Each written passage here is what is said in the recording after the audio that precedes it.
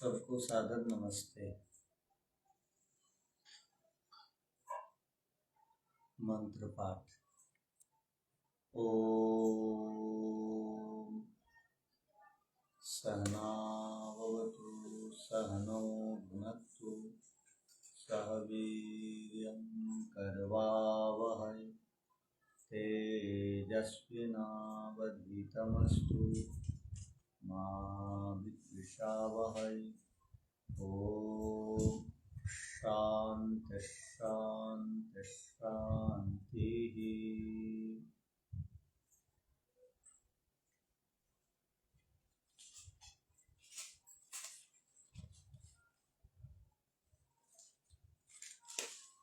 न्याय दर्शन में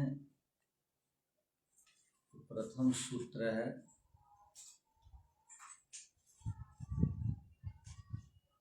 उस पर हम विचार कर रहे हैं। प्रथम सूत्र अर्थात प्रथम अध्याय प्रथम आह्निक का प्रथम सूत्र। इसमें अध्याय भी है, आह्निक भी है और एक एक आह्निक में कुछ कुछ सूत्र है।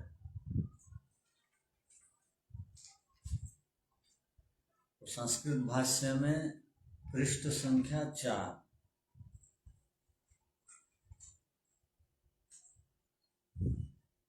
सूत्र है। प्रमाण, प्रमेय, संशय, प्रयोजन, दृष्टांत, सिद्धांत, अवयव, तर्क, निर्णय, वाद, जल्प, वितंडा, हेत्वाभास, छल, जाति, निग्रह स्थान, तत्व ज्ञानात् निःश्रेयस अधिगम। वहाँ अंतिम में निग्रह स्थाना नाम लिखा है, वो षष्ठी बहुवचन करने के लिए, न तो मूल शब्द है निग्रह स्थान। तो इन 16 नामों को, 16 पदार्थों को याद कर लेना चाहिए। अर्थात क्रमशः बोलने आना चाहिए कि प्रमाण, प्रमेय, संशय, प्रयोजन, दृष्टांत, सिद्धांत, अवयव, तर्क, निर्णय, वाद, जल्प, वितंडा, हेत्वाभास, छल, जाति, निग्रह स्थान। ऐसा याद होना चाहिए 16 शब्दों, क्योंकि ये न्याय दर्शन का मूल विषय है। अब सूत्र में केवल नाम ही नहीं बताया, सूत्र में केवल नाम ही नहीं बताया, नाम के साथ में सूत्र ये भी बता रहा है कि इन नामों को यदि आप जानेंगे और इन अर्थों को समझेंगे तो आपको बदले में तत्व ज्ञान होगा और मोक्ष मिलेगा। माने केवल याद कर लो नहीं कह दिया, याद करने से आप तत्व ज्ञानी बनेंगे और तत्व ज्ञानी बनेंगे तो मोक्ष मिलेगा। तो इसका अर्थ हुआ मोक्ष के लिए तत्व ज्ञानी बनना पड़ता है, और तत्व ज्ञानी बनने के लिए इन नामों को जानना होता है, इनके अर्थों को जानना होता है, इनकी परिभाषाओं को जानना होता है और इनको समझने के लिए अधिक समय देना होता है। केवल ध्यान के काल में यदि इन विषयों पर विचार करेंगे और ध्यान से उठते ही व्यवहार काल में इन विषयों को ध्यान नहीं देंगे तो संस्कारों में कोई खास परिवर्तन नहीं होगा। तो ध्यान काल में कई बार होता क्या है, आप लोग जब ध्यान में बैठते हैं बहुत पवित्र भाव से बैठते हैं और पूरे दिन में आपको ये ध्यान रहता है कि सुबह शाम संध्या करनी चाहिए, उपासना काल में भगवान की भक्ति करते हैं, प्रार्थना करते हैं, उनको कृतज्ञता का भाव अर्पण करते हैं, ये सब बातें मन में रहती है। तो ध्यान के काल में वो मंत्र का अर्थ यदि जानेंगे, ईश्वर की विशेषताओं को जानेंगे, तो वहाँ ध्यान काल में तो ये भाव बना रहता है, क्या मैं शरीर नहीं हूँ, मैं आत्मा हूँ, ये भाव बना रहता है ध्यान के काल में। इसी भाव को जब व्यवहार काल में उतार देते हैं तो आपका ध्यान सफल है और ध्यान का परिणाम समाधि आदि आपको बदले में वो प्राप्त होंगे।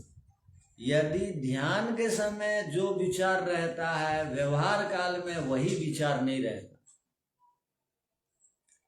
तो ध्यान का कोई विशेष लाभ नहीं हुआ।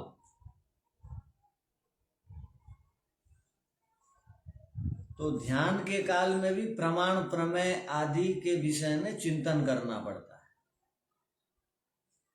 प्रमेय के विषय में खास करके चिंतन करते हैं और प्रमाणों के द्वारा प्रमेयों को जानते हैं। अब प्रमेयों को जानने के लिए संशय आदि करते हैं। तो प्रमाण प्रमेय आदि 16 जो नाम हैं इनको अलग अलग जान लेना चाहिए। और इससे क्या लाभ होता है उसको भी जान लेना चाहिए। तत्व ज्ञान होता है। तत्व का अर्थ यथार्थ ज्ञान, जो पदार्थ जैसा उसको वैसा ही जानना। ये जब ज्ञान बोध हो जाता है तब निश्रेष की प्राप्ति होती है। ये सूत्र का मूल विषय था। क्या पूछ रहे हैं? क्या जी आचार्य जी, आपने कल 16 पदार्थों के लिंग और वचन लिखवाए थे ना, तो उसमें से तर्क में कौन कौन सी लिंग आएगी? स्त्रीलिंग, पुल्लिंग या नपुंसकलिंग? तर्क है पुल्लिंग। जी धन्यवाद।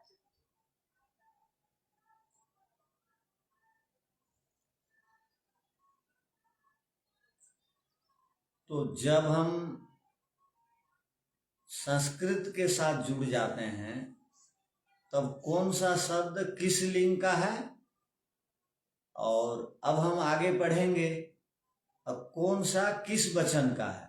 अर्थात एक जो है उसके लिए एक वचन का प्रयोग आता है। एक आदमी तो वहां एक वचन, 2 आदमी तो 2 वचन, बहुत आदमी 2 से अधिक हैं तो बहुवचन। तो प्रमाण 1 है, 2 है, 3 है, 4 है।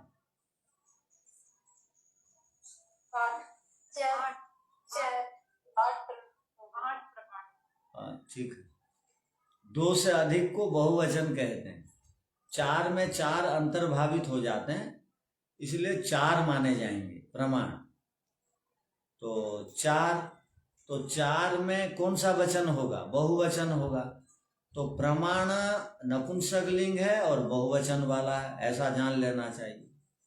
प्रमेयम ये भी नपुंसक लिंग है किंतु बहुत सारे हैं, तो प्रमेयानी ऐसा प्रयोग करना चाहिए, किंतु यहां नहीं किया गया। क्यों नहीं किया गया? कि जाति के अर्थ में बहुत में भी एक वचन हो जाता है, तो कर दिया गया।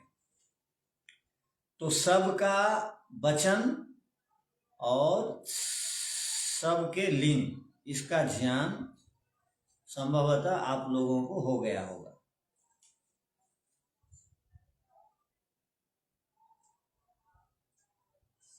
तो यही 2 पंक्ति वचन और लिंग और विभक्ति के विषय में बता रही है ये दोनों पंक्तियां। अब आगे देखिए, वो जो निर्देश यथावचनम विग्रह का अर्थ क्या था? जब इस सूत्र को अलग अलग करेंगे तो यथावचन का अर्थात जो जिस वचन जो लिंग है वैसा निर्देश कर लेना, वैसा उपदेश कर लेना, वैसा समझ लेना। और ये द्वंद्व समास में ये पूरा एक पद बना है, इसको जान लेना। द्वंद्व समास में सब पदों का महत्व होता है, सब पदों की प्रधानता होती है, और प्रमाण आदि, प्रमाण से लेकर निग्रह स्थान तक जो विभक्ति अंतिम में लगी वो शेष अर्थ में षष्ठी विभक्ति लगी।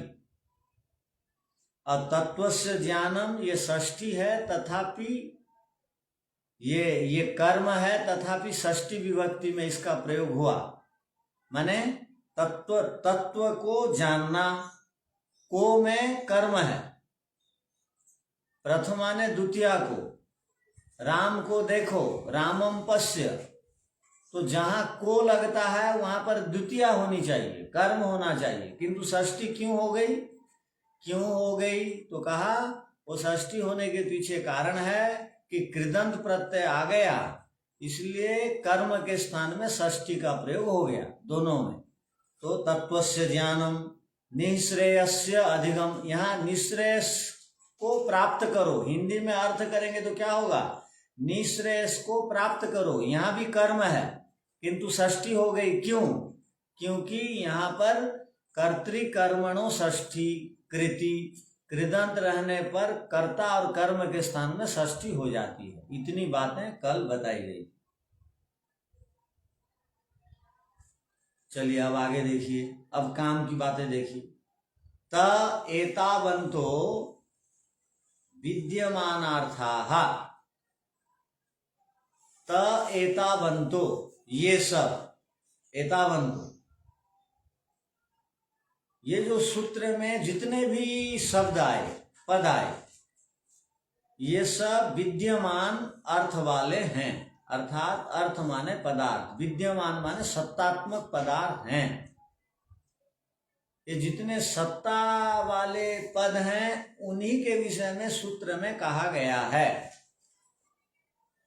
अर्थात प्रमाण से लेकर निग्रह स्थान तक जितने भी शब्द आए वो सब सत पदार्थ हैं, असत पदार्थ नहीं है, सब विद्यमान पदार्थ हैं। और उन सब विद्यमान पदार्थों का क्या होना चाहिए तो कहा ये शाम, इनका कथन क्यों किया गया है? इन 16 पदार्थों का कथन यहाँ पर क्यों किया गया? ये 16 पदार्थों का वर्णन इस शास्त्र में क्यों किया गया है? अब अपने आप एक प्रश्न बनाएंगे आगे की पंक्ति को समझने के लिए। क्यों किया गया है तो आगे उत्तर दे रहे हैं। ये शाम अविपरीत ज्ञानार्थम इह उपदेश, इस शास्त्र में इसलिए इन शब्दों का, इह माने इस शास्त्र में, इह माने इस, उसको अलग अलग देखिए। येषाम अविपरीत ज्ञान अर्थम इह उपदेश, इह माने इस शास्त्र में इन 16 पदार्थों का उपदेश क्यों किया गया है तो कहा इन सब पदार्थों के विषय में उल्टा ज्ञान किसी का न हो जाए। विपरीत बोलते हैं उल्टा, अविपरीत बोलते हैं ठीक को। तो संस्कृत में अविपरीत शब्द है, अर्थात प्रमाण के विषय में ठीक ज्ञान हो जाए, प्रमेय के विषय में ठीक ज्ञान हो जाए, संशय के विषय में ठीक ज्ञान हो जाए, बाकी पदार्थों के विषय में ठीक ज्ञान हो जाए। इसलिए इस शास्त्र में इन 16 पदार्थों का विधान है, वर्णन है, उपदेश है, संकेत है, बताया गया है। अब धीरे धीरे बोल रहे हैं, आपको किसी को कुछ लिखना है तो लिख रहे हैं बोलकर। अब आगे देखिए, बाद में शिकायत मत करना ये पंक्ति नहीं लिखवाया गया। सो अयम, स अयम, सो अयम, सो अयम आनवयवेन तंत्रार्थ उद्दिष्टो वेदितव्यः। सो अयम, वह यह अर्थात वे ये सब जो शब्दों का यहाँ पर विधान है, इस शास्त्र में जो भी विषय है, उद्दिष्ट माने विषय, देखिए उद्दिष्टो लिखा है विषय, तंत्र माने शास्त्र, अर्थ माने पदार्थ, तंत्रार्थ माने शास्त्र में बताए गए पदार्थ, तंत्र शास्त्र को कहते हैं। और गणतंत्र एक शब्द आपने सुना है, गणतंत्र दिवस मनाते हैं तो गण माने समूह, तंत्र माने समूह को धारण करने वाले जो नियम है, अनुशासन है, संविधान है, उसको गणतंत्र कहा जाता है। मनुष्यों को धारण करने वाले जो नियम होते हैं उसको भी तंत्र कहा जाता है। सबको नियम धारण करता है और साधकों को, मनुष्यों को शास्त्र का नियम धारण करता है। तो इसलिए शास्त्र को वो गणतंत्र में भी तंत्र का अर्थ शास्त्र कह सकते हैं। अर्थात शास्त्र के अनुसार यदि मनुष्य नहीं चलेंगे तो गणतंत्र ठहरेगा नहीं। यदि दुनिया से अच्छे लोग समाप्त हो जाएं, ईश्वर को मानने वाले समाप्त हो जाएं, धर्म कर्म को मानने वाले समाप्त हो जाएं, तो एक एक पुलिस वाले भी एक एक व्यक्ति के पीछे भी सुरक्षा देंगे, अर्थात उसको दोषों से बचाना चाहेंगे, तो भी वो गड़बड़ काम कर देगा। यदि आज भी भारत में या कहीं पर भी लोग अत्यधिक पाप नहीं कर रहे हैं, अन्य अत्याचार नहीं कर रहे हैं, कुछ लोगों को छोड़ दीजिए, उसके पीछे कारण ये, उनको भी पता है कि भगवान देख रहे हैं, मंदिर है, शास्त्र है, बड़े लोग हैं, डांटेंगे, भगवान छोड़ेंगे नहीं, इस डर से लोग चल रहे हैं। न तो एक एक आदमी के पीछे एक एक पुलिस वाले लगा दो, आदमी सुधर जाएगा। वो शौचालय में भी जाके अकेला में बम फोड़ देगा।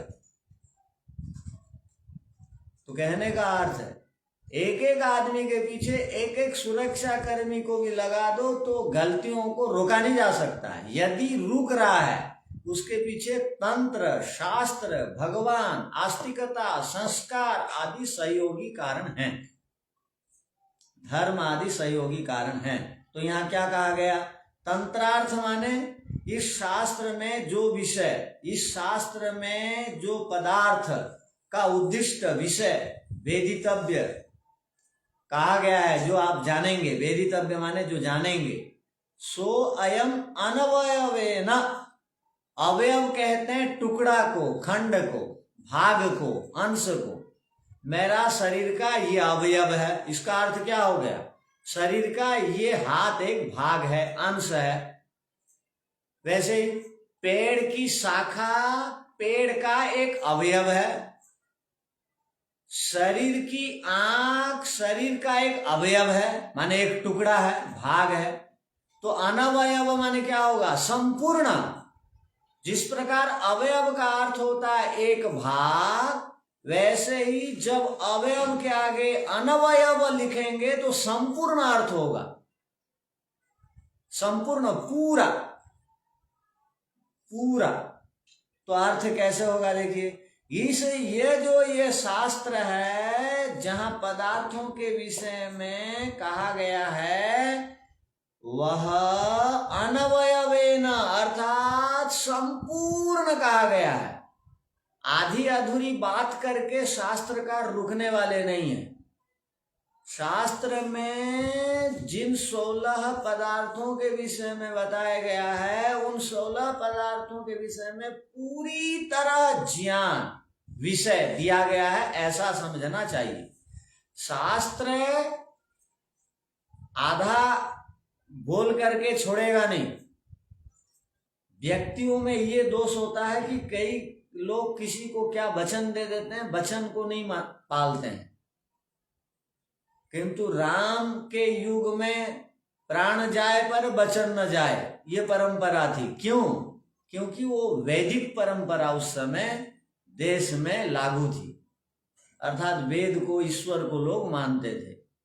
वहां पर बिना न्यायालय के भी लोग अधर्म नहीं करते थे।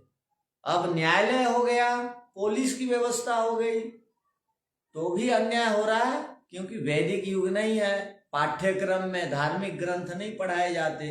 किंतु उस समय ये बात थी। तो यहाँ पर क्या कह रहे हैं, ऋषि लोग जो है दूरदर्शी हैं, वो आगे के लोग जब ये शास्त्र को पढ़ेंगे तो ऋषि के ऊपर कहीं ये संशय न कर दें, इसलिए पहली बात करके खत्म कर रहे हैं। देखो ये शास्त्र में जो है ना पूरी बात मुक्ति प्राप्त की सारी बातें, और मुक्ति जिन पदार्थों को जानने से मिलती है वो सारी बातें बताई जाएंगी। कुछ भाग बताया जाएगा, कुछ भाग छोड़ दिया जाएगा, ऐसा नहीं। इतनी पंक्तियां आ गई। अब आगे चलिए।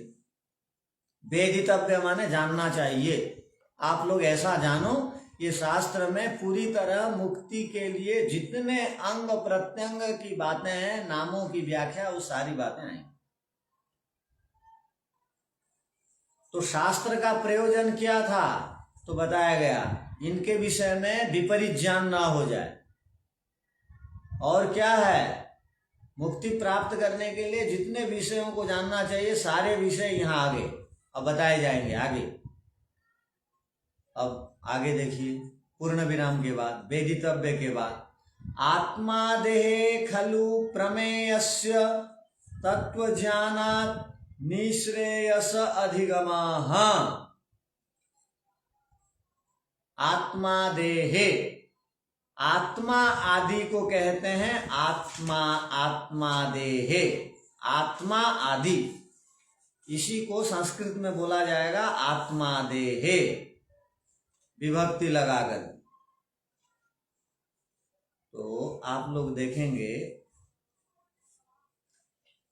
देखेंगे इस पृष्ठ में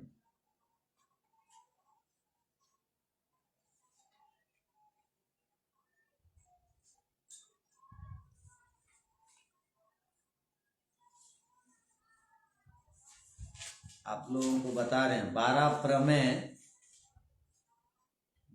प्रमेय जो है 42 नंबर पृष्ठ में है। वहां पर आत्मा, शरीर, इंद्रिय, अर्थ, बुद्धि, मन, प्रवृत्ति, दोष, प्रत्यभाव, फल, दुख, अपवर्ग, ये 12 प्रमेयों के विषय में 42 नंबर पृष्ठ में एक सूत्र आता है। देखिए, आत्मादि का अर्थ हो गया आत्मा से लेकर अपवर्ग तक। ये भाष्य में जो आत्मादेह है ना, उसका अर्थ हो गया आत्मा से लेकर कहां तक? अपवर्ग तक।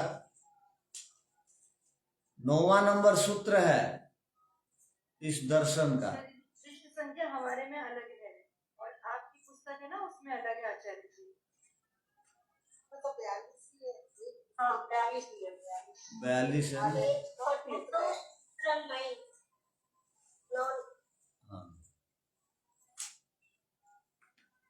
तो वो प्रमेय है। आत्मादेह का अर्थ हो गया आत्मा से लेकर अपवर्ग तक जो निश्चय रूप से प्रमेयस्य, प्रमेय है। प्रमेय माने जो जानने योग्य है। जीवन में इनको जो जान लिया उसको मुक्ति मिल जाएगी। ये जो प्रमेय है आत्मा आदि 12 प्रमेय है। आपको आगे के विषय में भी ध्यान आकर्षित करा रहे हैं, क्योंकि भाष्य में वो बात है, इसलिए। तो आत्मा देहे खलु प्रमेयस्य तत्व ज्ञानात्,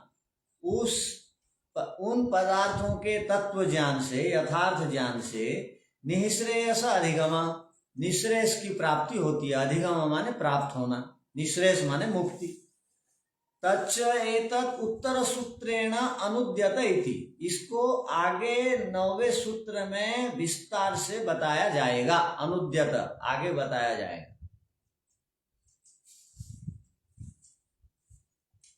विस्तार से बताएंगे।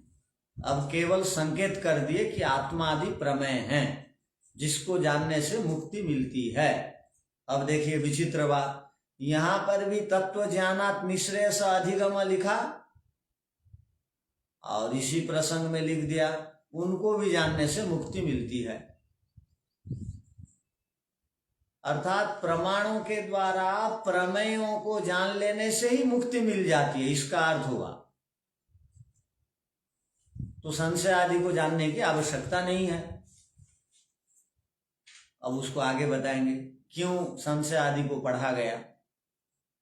केवल आत्मा और शरीर और इंद्रिय और अर्थ और बुद्धि और मन और प्रवृत्ति, दोष, प्रत्याभाव, फल, दुख और अपवर्ग, इन 12 को जान लेने से मुक्ति मिल जाती है।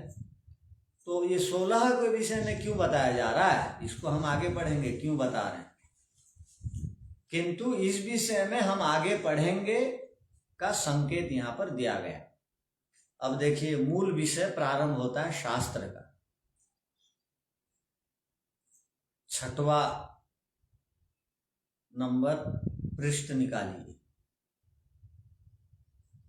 क्या लिखा है देखिए। क्षमा करें, ये जो तत्व ज्ञानादि श्रेयसा निगम और ये इनका थोड़ा सा एक बार हिंदी अर्थ से बता दीजिए कि ये मित्री लाइन का इसका भी और प्रत्यय उत्तर सूत्राणे इसका भी हिंदी अर्थ बता दीजिए। आत्मादि 12 प्रमेयों के तत्व ज्ञान से, तत्व ज्ञानात् माने तत्व ज्ञान से, यथार्थ ज्ञान से निःश्रेयस मुक्ति अधिगम मिलती है, प्राप्त होती है। तच्च इसी विषय में, एतत् इसी, तच्च एतत्, ये जो 12 प्रमेय के विषय में ये बताया गया, आगे सूत्र में इस विषय में देखेंगे, पढ़ेंगे, जानेंगे। तच्च एतत्, एतत् यह जो विषय प्रमेय का है, उत्तर माने बाद वाले सूत्र में अनुद्यत इति बताया जाएगा विस्तार से।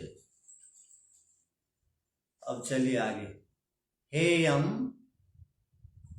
तस्य निर्वर्तकम। अब मूल विषय पर आइए।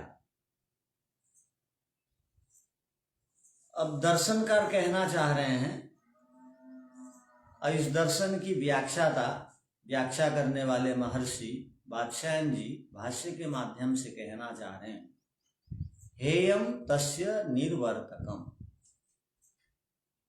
देखिए हेयम, संसार में कुछ पदार्थ हेयम है, छोड़ने योग्य हैं। योग दर्शन में पढ़ चुके हैं तो योग दर्शन में सूत्र आया हेयम दुखम अनागतम। जो दुख अब तक आया नहीं है उसको छोड़ो, और जो आ गया प्रहर्तव्यम असंकया। चाणक्य जी बोलते हैं दुख से बचने के लिए प्रयत्न तो करो, यदि दुख आ गया तो घबराना मत, प्रहर्तव्यम, उससे मुकाबला करो, संघर्ष करो, उसको मारो, पीटो, भगाओ, डरना नहीं। दुख आ गया किंतु जो आया नहीं है बचो उससे।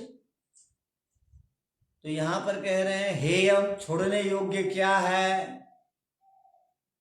तस्य निर्वर्तकम, तस्य माने उसका, वो छोड़ने योग्य पदार्थ दुख का, निर्वर्तकम, निर्वर्तकम कहते हैं कारण क्या है, उत्पन्न दुख किससे होता है।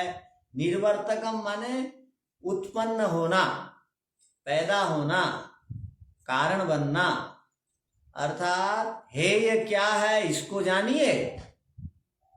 यदि पैदा हो गए हैं, आप संसार में आ ही गए हैं, शरीर धारण आपने कर ही लिया है, तो आपको इस संसार में हेयम के विषय में जानना चाहिए।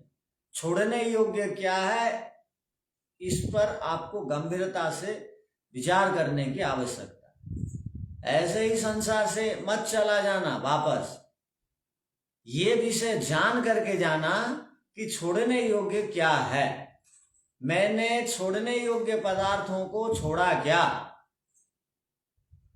हेयम, छोड़ने योग्य पदार्थों को जानो। और जो छोड़ने योग्य पदार्थ हैं उनको पैदा कौन करता है, उनका कारण कौन है। यदि दुख छोड़ने योग्य है तो दुख किन कारणों से उत्पन्न होता है, वो उत्पन्न कौन कराता है दुखों को, इसके विषय में भी जरूर जानना चाहिए। निर्वर्तकम, छोड़ने योग्य पदार्थों को भी जानिए, छोड़ने योग्य पदार्थ जिससे उत्पन्न होते हैं उन कारणों को भी ढूंढिए। अब केवल आपको मधुमेह की बीमारी हुई, केवल दवाई खाते रहेंगे या कारण को भी ढूंढेंगे। तो जड़ मूल से समाप्त करने के लिए कारण को ढूंढिए। कारण क्या है कि व्यायाम नहीं करना, समय पर नहीं खाना, समय पर नहीं सोना, ये सब कारण। ये कारणों को पकड़ करके सुधार करिए तो वो हो जाएगा, वो रोग समाप्त हो जाएगा। वैसे ही आप दुख दुख दुख चिल्लाएंगे तो होगा। अरे दुख का कारण क्या है जानो तो सही। दुख आपका जो है वो किससे जन्म लिया उसको तो जानो, ये कहना चाहते। तो दो बातें हो गई। हेयम तस्य निर्वर्तकम, निर्वर्तकम कहते हैं क्या, कारण उत्पन्न करने वाला। हाँ, अब और क्या जानना है वो भी बता रहे हैं। हानम, हानम कहते हैं, हानम का भी मोटा अर्थ है छूटना। हानम का अर्थ है छूटना। और हेयम माने छोड़ने योग्य पढ़ रहे थे, अब छूटना। आप छूटना चाहते हैं किससे, तो दुखों से। अब दुख छूटेंगे कहां, अब आप मुझे बताइए, गंभीरता से विचार करिए। प्रकृति और प्राकृतिक साधन हमको दुखों से बचा सकते हैं क्या।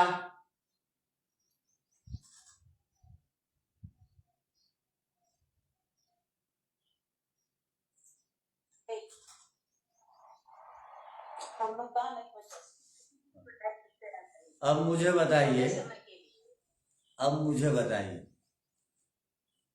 वो अब खीर जो जो ब्राह्मण होते हैं, जो विद्वान होते हैं, जो शास्त्र पढ़ते लिखते हैं, वो दूध से खीर खा के संतुष्ट रहते हैं, क्योंकि उससे उनको सारे विटामिन्स मिल जाते हैं। पूरा आहार, संपूर्ण आहार दूध में है कहा जाता है। तो खीर ये शब्द बारंबार मुंह में आता है। एक आदमी को हो गया मधुमेह की समस्या और उसको खीर खाने की इच्छा हुई। और खीर को खीर क्यों बोलते हैं कि उसमें चावल है, दूध है, शक्कर है, काजू किशमिश और केसर आदि हैं, इसको दूध कहा जाता है, खीर कहा जाता है। अब एक को खाने की इच्छा हुई, क्या खाने की इच्छा हुई, खीर खाने की इच्छा हुई। अब खीर बन के तैयार है, उसको वो रोगी है मधुमेह का, उसने कहा मुझे खीर खाना, और क्या कह रहा है कोष्टक में, मुझे शक्कर नहीं खाना। अब मुझे बताइए कि शक्कर नहीं खाना और खीर खाना है, तो पूरी तरह खीर को छोड़नी पड़ेगी या शक्कर को खीर से अलग किया जा सकता है। पूरी तरह खीर को छोड़नी होगी,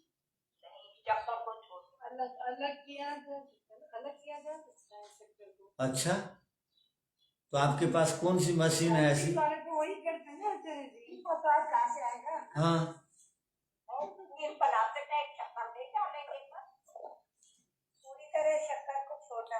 अब बात कहाँ चली, अब बोल रहे हैं यहाँ बिल्कुल रेडी है खीर बन करके, और एक की इच्छा हुई खाने की, तो उसको क्या करना पड़ेगा, पूरी खीर छोड़नी पड़ेगी या शक्कर को अलग किया जा सकता है?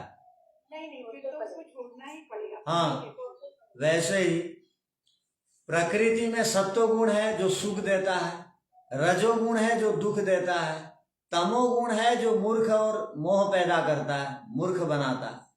अब किसी को सत्वगुण तो ठीक है, किंतु रजोगुण और तमोगुण दोनों गड़बड़ है।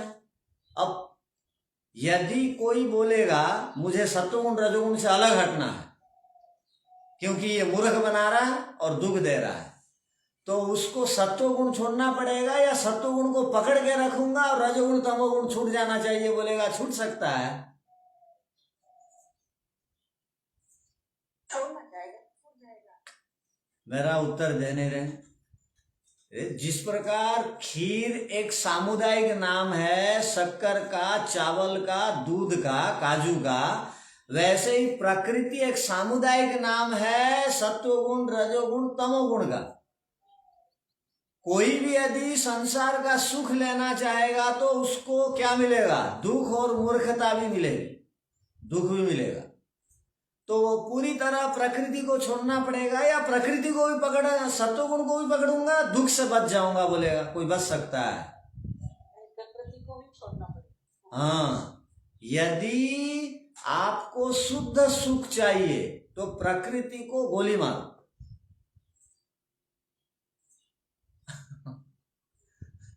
और एक आदमी बोलेगा नहीं नहीं मैं जीवात्माओं को पकड़ करके जो है सुखी हो जाऊंगा। अब सारे जीवात्मा, दुनिया भर के जीवात्मा मिल के भी किसी को 100% सुख दे देंगे? नहीं दे। तो इसलिए जीवात्माओं को भी छोड़ो। हाँ, इनकी सहायता लो, किंतु इनको लक्ष्य मत बनाओ। प्रकृति को लक्ष्य नहीं बनाना चाहिए, साधन है। जीवात्मा को लक्ष्य नहीं बनाना चाहिए, साधन है। मुक्ति तक को प्राप्त करने के लिए पाचक की भी आवश्यकता है। मैं पढ़ा रहा हूं, अब घंटी लगेगी 12:30 बजे, मुझे खाने जाना है, तो मुझे पाचक की भी आवश्यकता है। पाचक जीवात्मा है, किंतु पाचक को ही लक्ष्य बना के चलूंगा तो काम नहीं चलेगा। वो साधन है मुक्ति प्राप्ति में आगे बढ़ने। प्रकृति भी साधन है, ये शरीर साधन है। जब तक है व्यायाम करो, स्वस्थ रखो, बढ़िया खाओ, किंतु इसी को संवारने में लगे रहेंगे। लक्ष्य है ईश्वर, उसको छोड़ देंगे जहां शुद्ध सुख है तो काम नहीं चलेगा।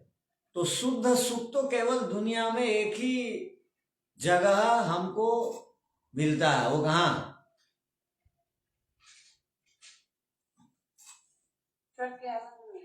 हाँ, ये मोक्ष में मिलता है, यही तो कह रहे हैं। इतना रामायण को विस्तार क्यों किया गया? क्योंकि यहाँ हान शब्द आया, हानम। हानम का अर्थ होता है मोक्ष। हानम का अर्थ होता है जहां दुख का लेस भी नहीं है, बिल्कुल जहां दुख समाप्त हो जाता है उसको कहते हैं हानम। और वो हानम कैसा है? आत्यंतिकम, पूरी तरह। आत्यंतिकम शब्द का अर्थ है पूरी तरह। जहां हम छूट जाते हैं दुखों से उसको हानम कहा जाता है। सांसारिक पदार्थ आज तक किसी को भी पूरी तरह दुखों से छुड़ाए नहीं हैं। छुड़ाए तो बताइए। हाँ, भूख लग रही है, भोजन करने से कुछ काल के लिए दुख दूर होता है, किंतु कोई बोलेगा अब आजीवन के लिए मैं भोजन कर दिया, ये संभव है? तो आत्यंतिकम का अर्थ है आपको ठंड लग रही थी, कंबल का प्रयोग कर दिए, कंबल आपको दुख से बचा दिया, ठंड रूपी दुख से, बस। किंतु जब व्यायाम करने के लिए खाली शरीर में आसमान के नीचे आएंगे तो आपको पता है भगत सिंह जी आदि को, हमारे जो देश के आजादी के लड़े और जेल में थे, उनको ठंड के दिनों में कंबल नहीं दिया जाता था अंग्रेजों के द्वारा ओढ़ने के लिए। तो राम प्रसाद बिस्मिल आदि जी के जीवनी को पढ़ने से आपको देखने को ये बात मिलेगी कि उन लोग ठंड को भगाने के लिए क्या करते थे। तो उनको बेचारे को ये वो तो बहुत पवित्र आत्माएं थी, वो रात को दंड लगाते थे, शरीर में गर्मी पैदा करते थे, वो दंड उनको आता था। यदि आलसी राम बन के रहते, दंड नहीं आता तो ठंड के मारे वो चले जाते।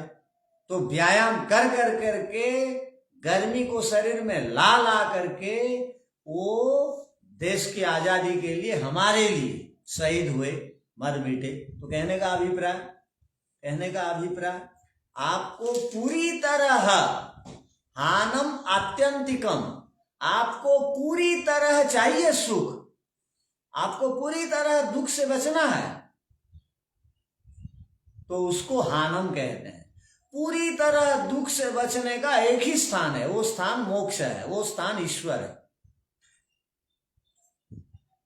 तो ये एक हो गया, 3 साधनों का नाम आ गया। एक हेयम, एक तस्य निर्वर्तकम, दुख का कारण, एक दुख, और तीसरा साधन का नाम आया हानम आत्यंतिकम। आत्यंतिकम माने पूरी तरह, चारों ओर से, कहीं से भी, एक कण के लिए भी, एक निमेष के लिए भी दुख जहां नहीं मिलता है, 1 ग्राम भी, आधा ग्राम भी जहां दुख नहीं है, उसको बोलेंगे आत्यंतिकम हानम, मोक्ष अवस्था। अब चौथी बात सुनिए, तस्य उपाय अधिगंतव्य। अब हान का उपाय क्या है, इसको भी जानना जरूरी है। अधिगंतव्य माने उसको प्राप्त करिए। हान का उपाय क्या है, मोक्ष का उपाय क्या है, आप लोगों ने पढ़ा है, किंतु अब उत्तर आप देंगे नहीं, या देंगे?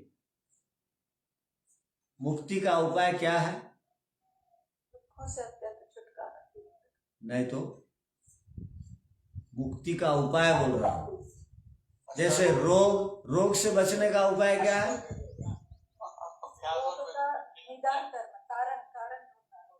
दवाई खाना, चिकित्सा करवाना, ये कारण है।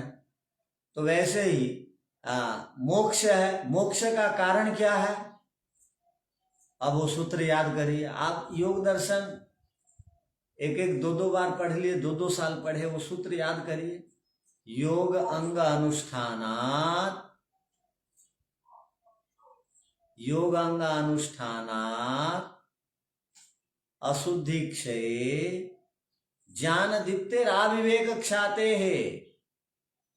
योग के अंगों के अनुष्ठान से विवेक ख्याति अर्थात मोक्ष की प्राप्ति होती है।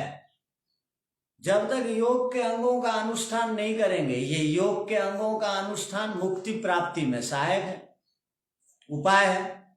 मुक्ति प्राप्ति का उपाय योग के 8 अंगों का अनुष्ठान करना।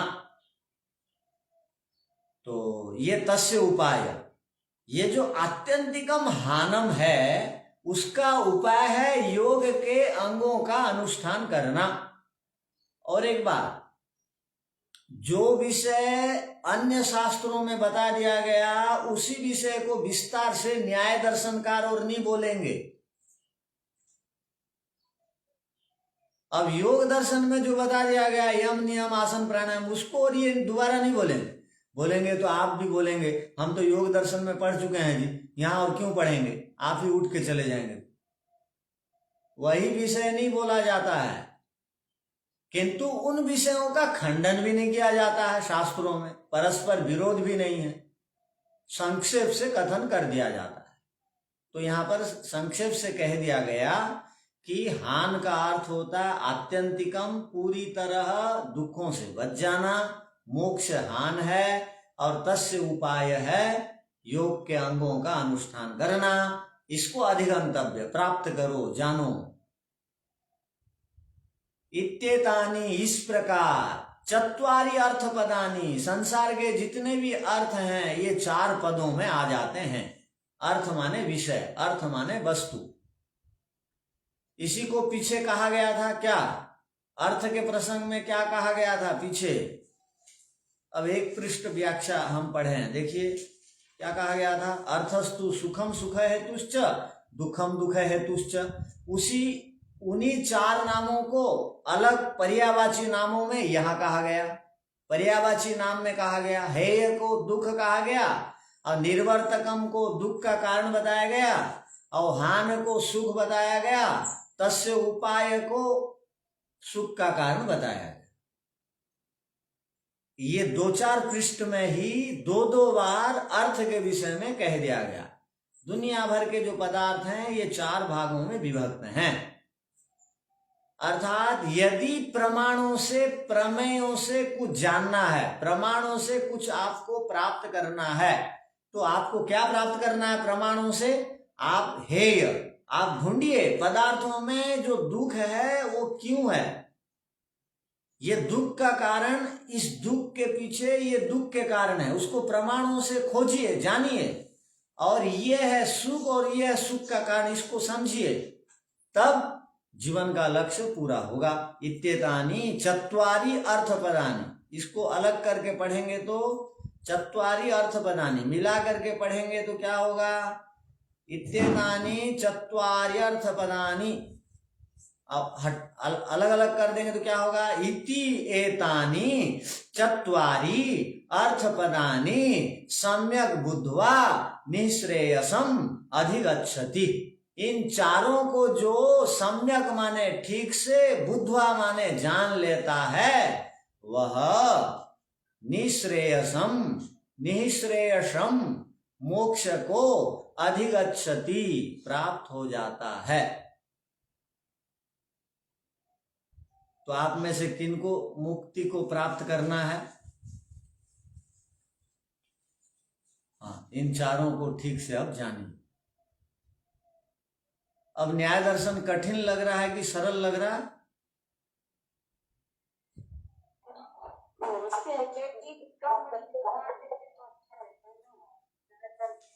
समझने के बाद अच्छा लगता है, जो आप समझा रहे हैं तो अच्छा लगता है। ठीक है।